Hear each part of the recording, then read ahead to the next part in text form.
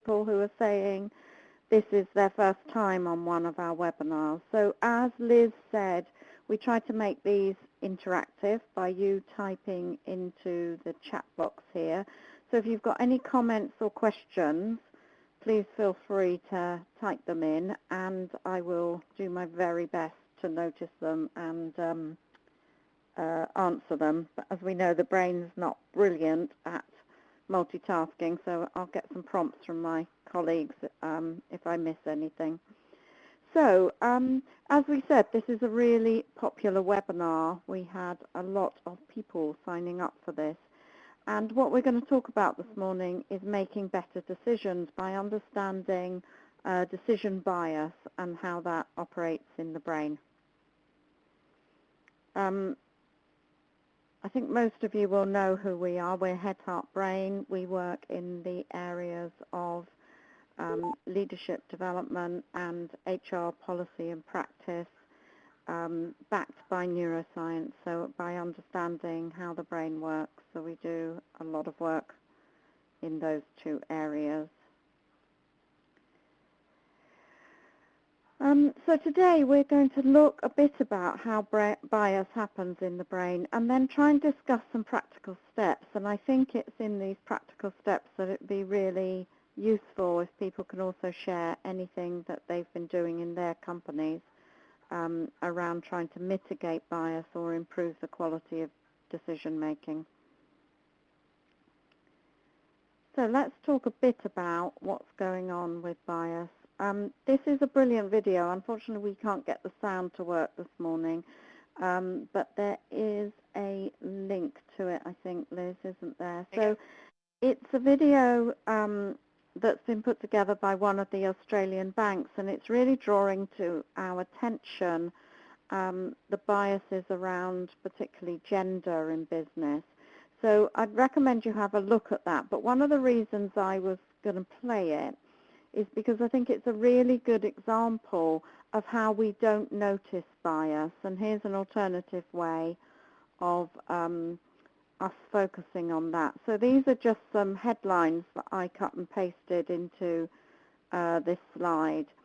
And whilst in and of themselves, there's nothing, or with most of them, many of us would kind of read the headline and not really kind of think about it as bias. But what it's playing to is the way we kind of particularly have stereotypes. So I particularly like the South Korean one with women-only parking spaces. But, you know, I think what we see is things that we get used to, things being expressed in a particular way, and so we don't notice that bias is even happening. And once you're kind of conscious of that, you begin to notice it everywhere. And there's some really, there's a really interesting report, that one down at the bottom, that says at the current pace of progress, it's going to take us 100 years for gender equality to occur. As someone who worked for the Equal Opportunities Commission in my postgrad at the very beginning of my career, headlines like that make me feel particularly concerned that there's still a long way to go. Okay, so one of the things we know is that a lot of companies are spending a lot of money on training people to understand about better decision making, and particularly to understand how decisions can be biased. And the current estimates are something like 20% of American organizations, I couldn't find any UK data, I'm afraid, 20% of American organizations, large American organizations, are involved in some sort of diversity or bias training, spending in the region of $200 million. Now that's an enormous number, and I'm sure what's got swept up in that is a lot of training that might be kind of considered leadership development or the like. But training seems to have been the route that many organisations have taken to try and help people make better decisions, and particularly to try and help people make better decisions around other people. And I think we've seen progress in this area, but I think there's a big questions about whether you can actually train people to do this, given that our decision biases happen at an unconscious level. So they happen before we're consciously aware that we've taken that decision and probably that we've acted on it. I'm just going to mute. Okay, I'll just... To unmute your line, press *6 or #6. Okay, so we've got a poll here that I thought I'd be interested to hear what the people on the webinar are saying about whether they're doing training in understanding bias. So quite a lot of people are doing some, or it's a major initiative. Do you want me to broadcast these results, John, so people can see the outcome? Yeah, I can see them. Hopefully other people... Yeah, oh, there you everyone else go. can now, yeah. So certainly 40% of people saying they've done some, 31% saying not to date, and another 13% saying they're thinking about doing something. So I guess from what we're seeing from the research is training in decision bias will not stop people being biased. So if that was one of your goals of the training, all the research would tell you you're probably not going to get that result. What it does seem to be very good at doing is helping people to understand the importance of doing something about bias, but training in and of itself will not cure it, if you like. So one of the things we're going to talk about at the end of the webinar are what are some of the things that you can do that might help. But first of all, let's understand what's happening in the brain when we're making biased decisions, or why we make biased decisions might be a better way of saying it. So the first thing to understand, and for those of you who've been on our webinars before, this comes up quite frequently, is that we automatically categorize people as either in our in-group or our out-group. And we're categorizing, whether we like it or not, we're categorizing gender and race within about 200 milliseconds. So it's completely out of conscious awareness. And once we've made that categorization, we start to filter everything we see about those people and feel about those people. And that's where the bias comes in, really. But we know that who we term as our in-group can be relatively easily manipulated. So in research by a neuroscientist called Jamil Saki, what he found was that if you showed people pictures of others and said that they were part of your team, much of the bias against those people, certainly on gender and race, disappeared, and people started to be more empathetic towards people who were categorized as their team, and they certainly were more inclined to help those people. Whereas pictures of people who were shown and were told that they were not part of their team, those changes in the brain did not happen. So from a practical point of view, in a business context, getting people to identify with each other, to look at what's similar, and to identify common goals and interests is an important way of helping us to mitigate our biases around who is like us and who is not like us, and to mitigate our decisions around that. So we can't do anything about in-group and out-group in the sense of how our brain operates, but we can be aware of it and take steps to do something about it. And we'll talk a bit more about some of those steps in a moment. So the next thing that is the way our brain works, which tends to mean that we make biased decisions, is we like to be right. So from a brain point of view, when we think we're right, we get a shot of dopamine and a sense of reward in the brain. And so thinking that we're right is something we seek.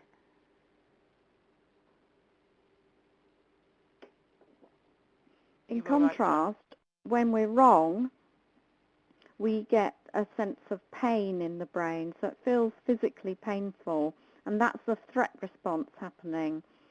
And if you link this also with what we've just talked about on in-group and out-group, we particularly don't want to be wrong with a newly formed in-group where we're not too sure if we've been fully accepted. So you're more likely to get people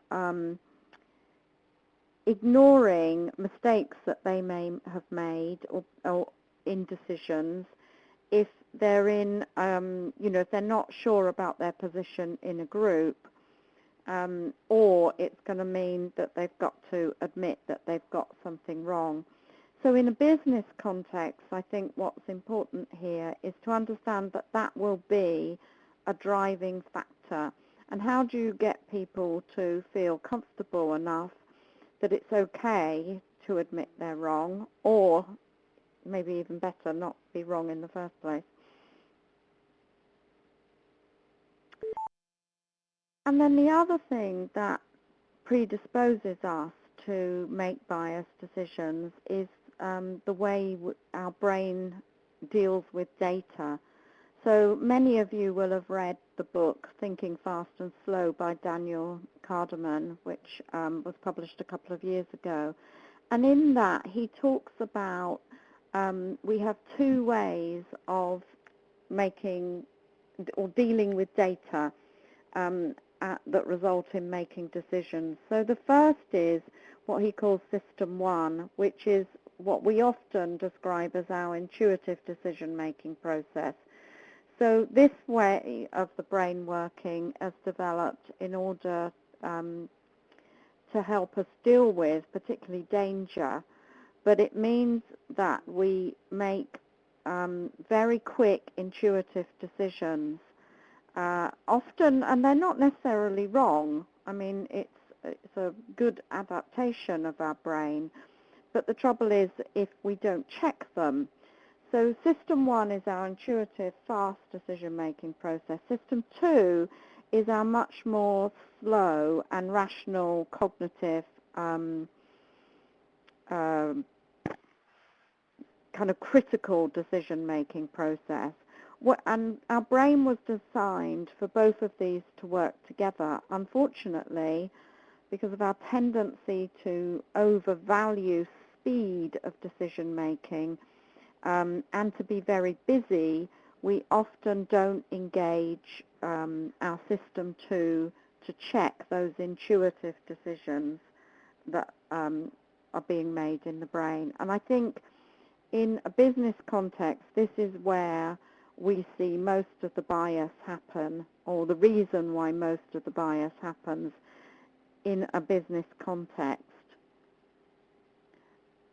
Can I just check people can hear, because I've got someone here saying you've muted yourself.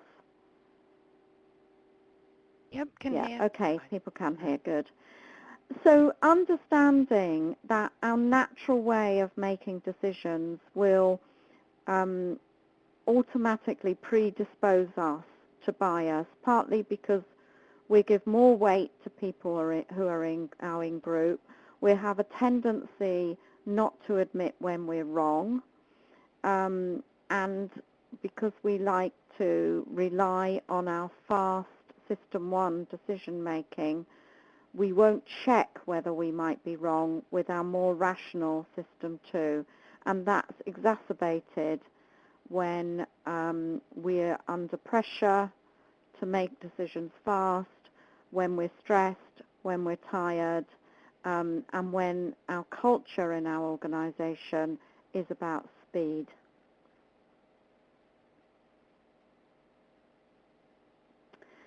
So some work has been done on this. There are hundreds of biases, and some work has been done on this by David Rock and Heidi Galveston Grant. And they've taken an approach where they've categorized different types of biases, really as a way of helping people to kind of deal with the huge numbers that there are. And they call this the seeds model, so each of these words spells seeds. And let's just look at what some of these categories are. So similarity is our in-group, out-group bias. And this particularly impacts us at work around decision makings on recruitment, who makes up the team, who we decide is performing well in performance management, so do they work in the same way as we do, and the types of clients we seek. So do these clients share the same kind of values as we do?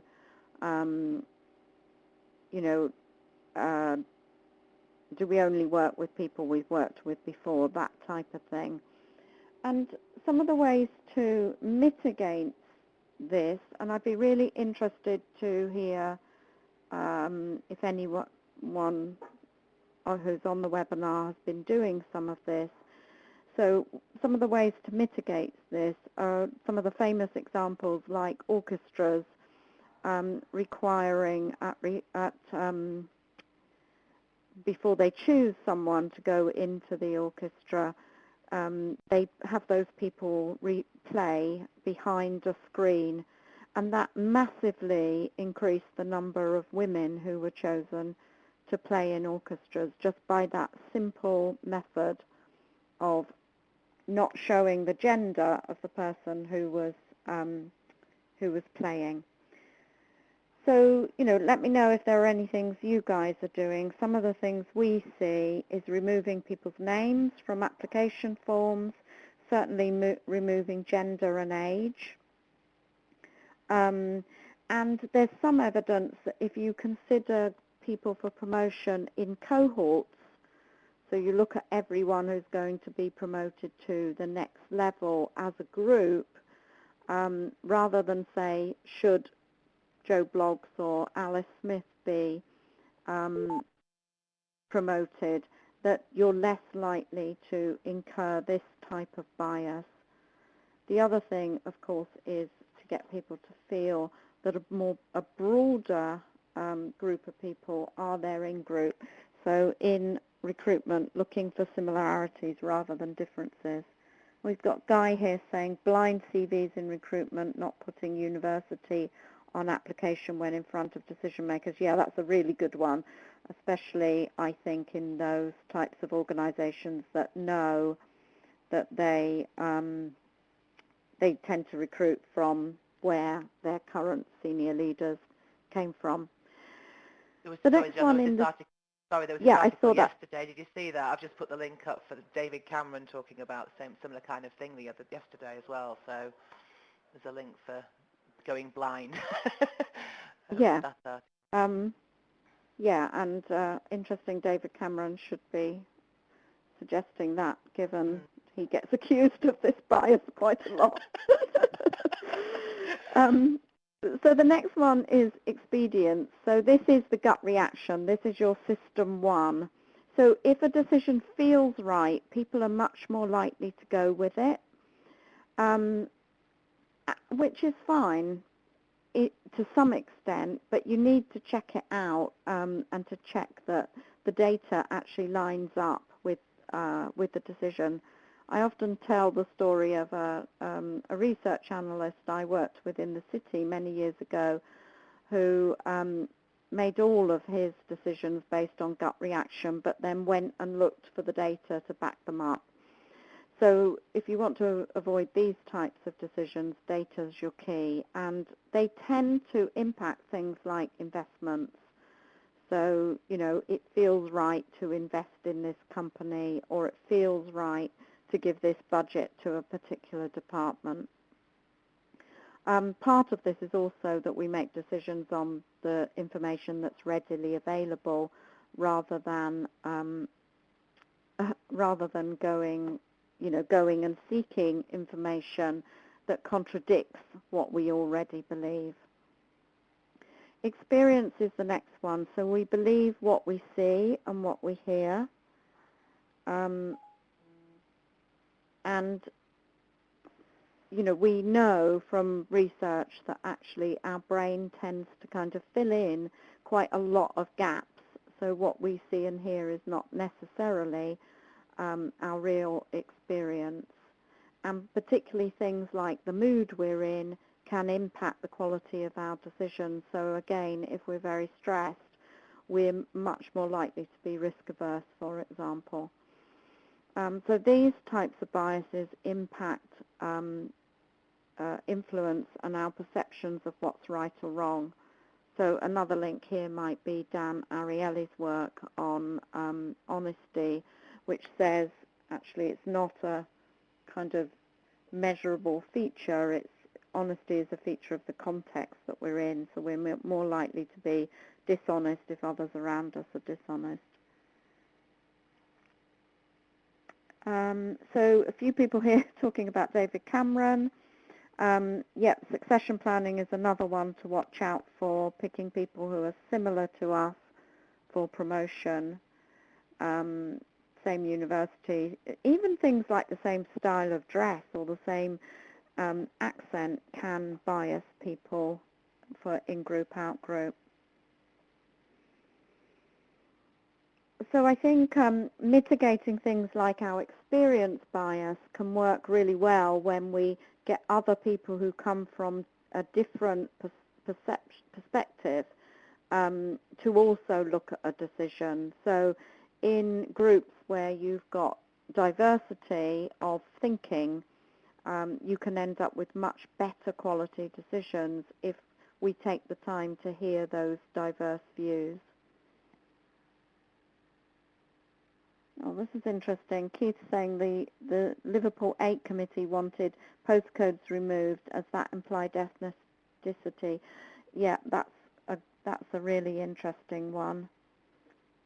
And it still shocks me at how much gender bias, for example, there is in the workforce. My daughter was telling me, who's 28, was telling me, her friends take their engagement rings off before going for interviews because they're utterly convinced that organizations will discriminate against women who they think will be off having children in a couple of years. So I'm not sure how much progress we've made in some of those areas. The next category of biases is distance. So we know that when something is further away in time, in similarity, in physical distance, so another country, we discount the value of it. And, this is obviously in a business context particularly important in terms of different cultures and, distances over the world or across the world. And one of the ways to mitigate this is to, again, get someone who's part of that different culture or in one of your distant locations to get a perspective on it. But you can also do some quite clever things with people in terms of getting them, for example, to do something that's called a pre-mortem on a project. So imagine you've already done the project and what might have gone wrong. Having disciplines like that around projects and major activities can be a really good way of helping people to, in effect, take the distance out of their decision making. And then the final one is safety. And I think, there is some research that suggests safety is our primary bias, that we will always bias our decisions to feel safer. So that may be safety within our in-group, or it may be to mitigate that sense of threat. So we know that we have a negativity bias. We notice something like 3 to 5 times more negative things that happen to us rather than positive things that happen to us. And the ways to mitigate some of that is, some of the positivity in one's culture might be part of that, but also helping people to feel safe about their decisions, to have trust between teams, and to reward people for taking some of those risks. So safety can be mitigated, particularly when we look at things like getting others who are not emotionally involved in a decision to give their view, because that threat response is less strong if you're not emotionally involved. And also, again, that same technique of imagining the decision's already been made. So, it's the year 2016. You've already completed this project. What things could we have done differently? So let's hear from some of you. What are some of the things that you've been doing to help mitigate some of these biases? So we've got here Eva saying that having diverse groups helps avoid groupthink, and that's absolutely right. Masses of research coming out that says, if you've got diverse groups, either from a gender, and a racial, or a just diversity of thinking, the quality of people's decision making and the execution of those decisions is better. And there was a link earlier on to some work by a lady called Catherine Phillips, who's done a lot of the work around improving the quality of decisions by having more diverse groups.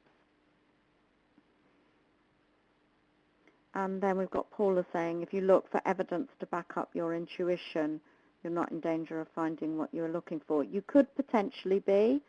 So you'd be, mixing some of these biases here. And that's why it's often helpful to, first of all, unbundle your assumptions around your own decision, or get someone else's input on how they see the data. And also to be very kind of strict with yourself about looking for data that contradicts your decision, which is, I guess what the scientific principles are all about, isn't it? You set up a nil hypothesis and you then go and look for data that says, what you assume is the theory is wrong. And then Eva, again, an independent panel of members on recruitment can help. And in performance conversations, are there an example of avoiding safety bias? Well, I think what we're seeing either is a lot of people trying to take the threat response or mitigate the threat response in their performance management process, and that's part of avoiding this negativity and improving the kind of feelings of safety.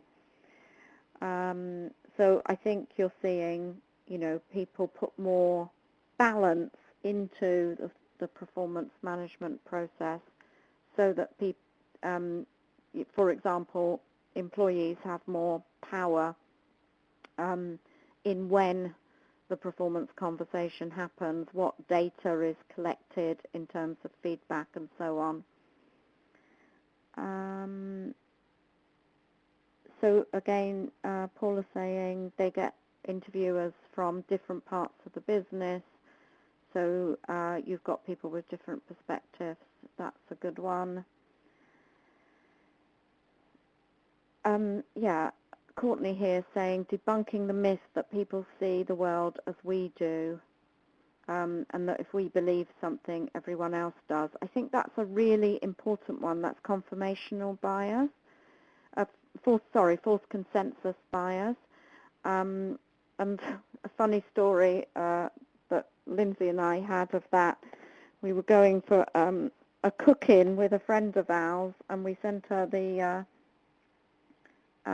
list of ingredients we needed, and then automatically assuming she would buy organic ingredients, as we're kind of quite into all the organic food stuff. And of course, you know, she may have been a friend of ours, but organic courgettes in this case were not on her list. So our false consensus bias was played out there with our courgettes.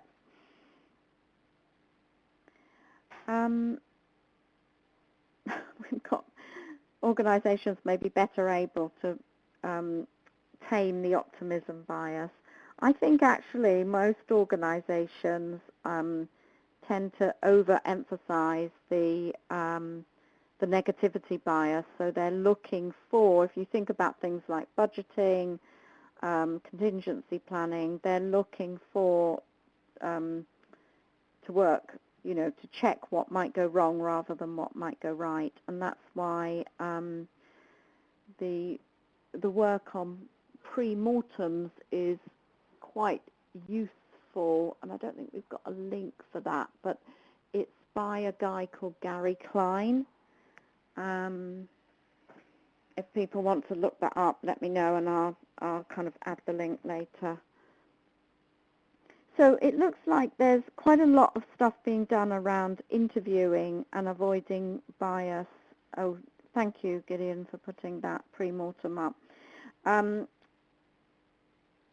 Quite a lot of work being done around interviewing and selection, and a little bit of work being done around performance management and recognizing the biases there, with a kind of understanding that more diverse groups will probably get you better decisions. And a few comments here about there's no point having diversity if people can't speak up and listen well. Yeah, that's absolutely true, and goes to the little kind of cartoon we had at the beginning. It's no good recruiting diverse people, for example, and then expecting them to act the same way as everybody else does.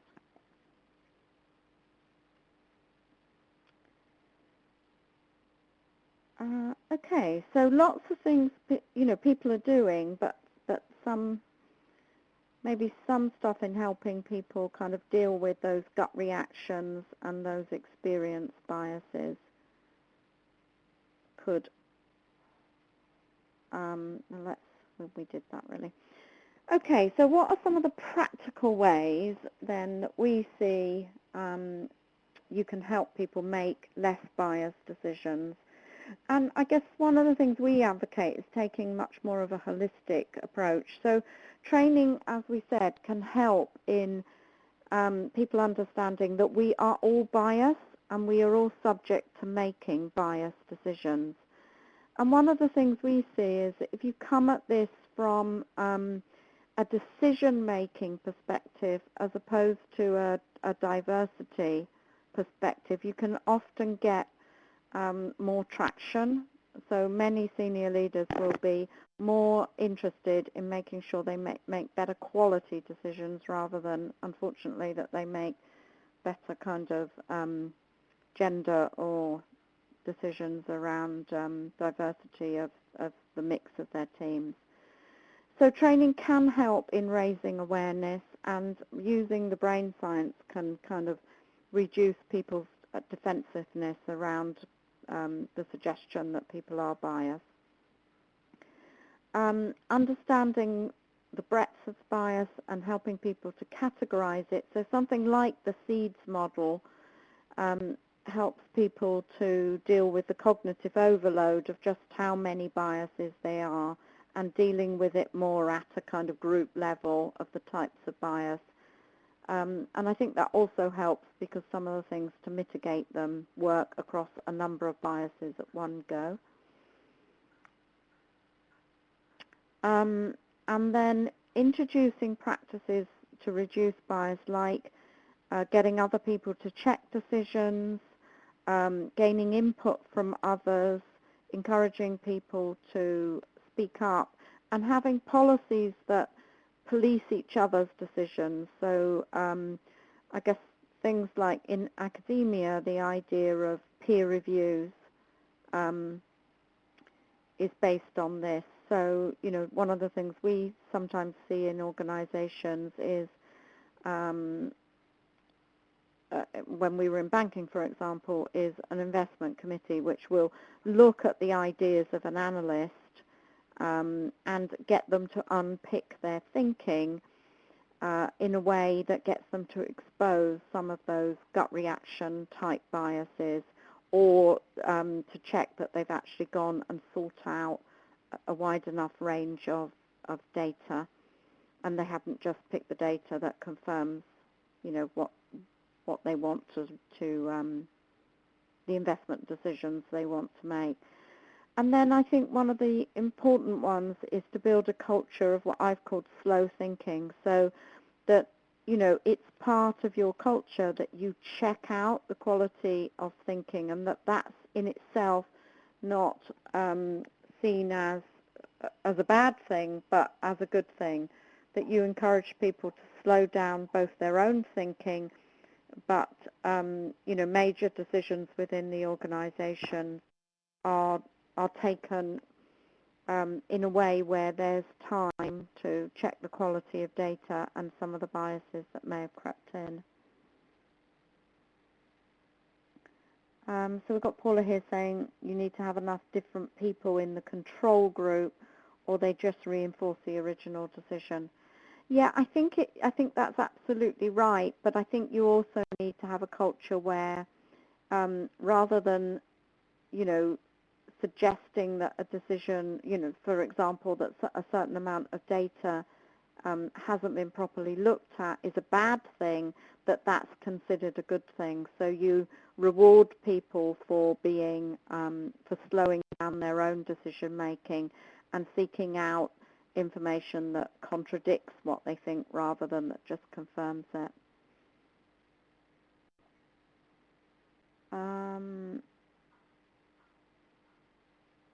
Yeah, and Lindsay's saying, or a culture where it's okay to challenge, so absolutely. And giving people the skills to be able to do that so that it's not personal. So a lot of the work we do with HR teams is about how can you challenge through asking powerful questions rather than, you know, challenging the kind of the person as an individual. So I think those are some of the kind of practical things you can do. I'd be really interested if there are any other things that people themselves have found have worked in their organisation. So that's all I had to say on decision bias. As Liz said, we've recorded this and that will go up on the website along with an article that covers some of the points we've made here in the next few days. I'm just checking here something from Alan saying we're getting good results coaching people through situations where their own biases are limiting things they want to achieve, so they have the motivation to stretch. That's a really great example, Alan. So that's sort of when we get stuck in our biases about what we think is possible or not possible in our own kind of growth and development. Really great example. Thank you for that. So that's it on decisions. This is some of what we've got coming up. So we've picked these for the remainder of the year. So we've got something on willpower in November, which we thought might be quite useful as we lead into Christmas. And then in 2006, a topic on energy in organizations, which is coming out of our new book, which is called Brain Savvy Business, which should be published around the same time. We're going to also have a look at the consulting process and what might be going on in your brain when you're consulting with your clients, and then having a look at behavioral change. I'd be really interested in if there are topics that people would like to see us cover. Please let me or Liz know. So janhills@hhab.co.uk. If you've got a topic that you want to understand some of the science behind either something you're struggling with in your organisation or a change that you're trying to make, that would be fantastic. So I think we've got 2 minutes to go. As people know, those are our books, Brain Savvy HR and Brain Savvy Leading. They're available on Amazon.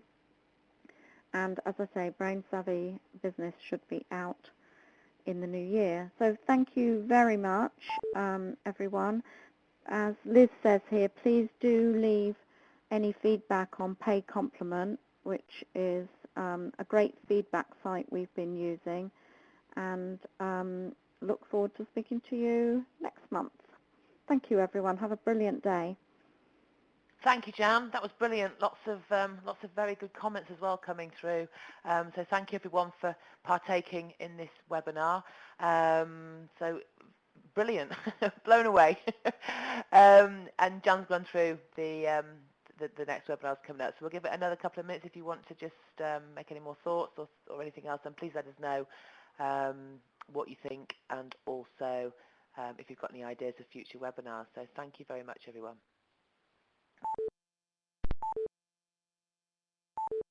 We'll end the meeting now.